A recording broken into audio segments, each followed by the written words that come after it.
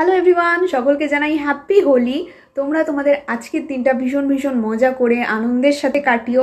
আর কে কিভাবে সেলিব্রেট করলে আজকের এই দিনটাকে আমাকে অবশ্যই কমেন্ট করে জানিও। আর আমি আমার আজকের দিনটা কিভাবে কাটালাম সেটাই তোমাদের সাথে শেয়ার করবো। So let's get started.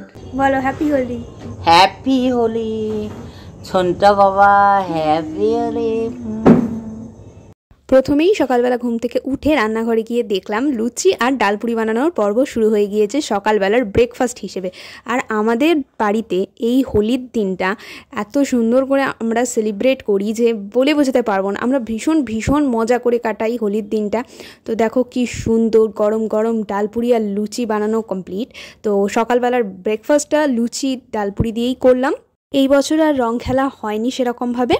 তো স্নান দান সেরে দুপুরবেলার মেনুতে গিয়ে দেখলাম ছিল গরম গরম পোলাও, মুরগির মাংস, খাসির মাংস, স্যালাড, ঘুগনি, ডালপুরি, লুচি, এত কিছু আইটেম। হোলির দিনটা আমরা ভীষণ মজা করে কাটাই পরিবারের সকলে। ভীষণ একটা স্পেশাল দিন আমাদের কাছে, সেই জন্যই এত কিছু রান্না করা হয়। প্রত্যেক বছর এর থেকে বেশি রান্না হয়, বলতে গেলে এবছরই অনেকটা কম রান্নাই করা হয়েছিল। আর খাসির মাংসটা মা যা রান্না করেছিল, পুরো তেল ভাসছিল। তারপরে বিকালবেলা ফ্রিজে গিয়ে দেখলাম ফ্রুটি ছিল, একটু ফ্রুটি খেলাম। আর হোলি স্পেশাল মা বাড়িতে লস্যি বানিয়েছিল, যা অপূর্ব বানিয়েছিল। আমি তো জাস্ট খেয়ে ফিদা, ভাবতেই পারিনি যে মা এত ভালো লস্যি বানাতে পারে। বাইরেও তো আমি লস্যি খাই, মা বানিয়েছে বলে বলছি না, জাস্ট অপূর্ব বানিয়েছিল। হ্যাপি হোলি। হ্যাপি হোলি।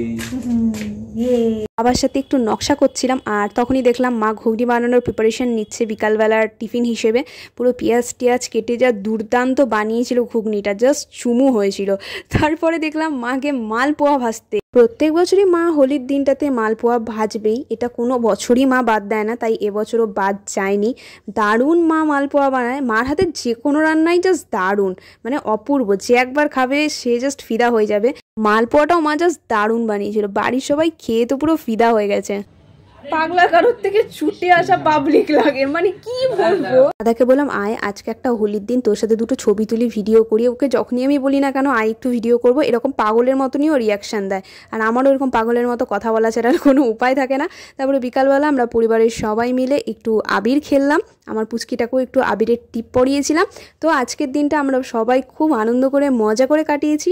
আজকের ভিডিওটা আমি এখানেই শেষ করছি। তোমাদের কেমন লাগলো আমাকে অবশ্যই কমেন্ট করে জানিও। যদি ভালো লেগে থাকে তাহলে লাইক শেয়ার করে দিও। ভালো থেকো, সুস্থ থেকো, দেখা হচ্ছে নেক্সট ভিডিওতে। Thanks for watching.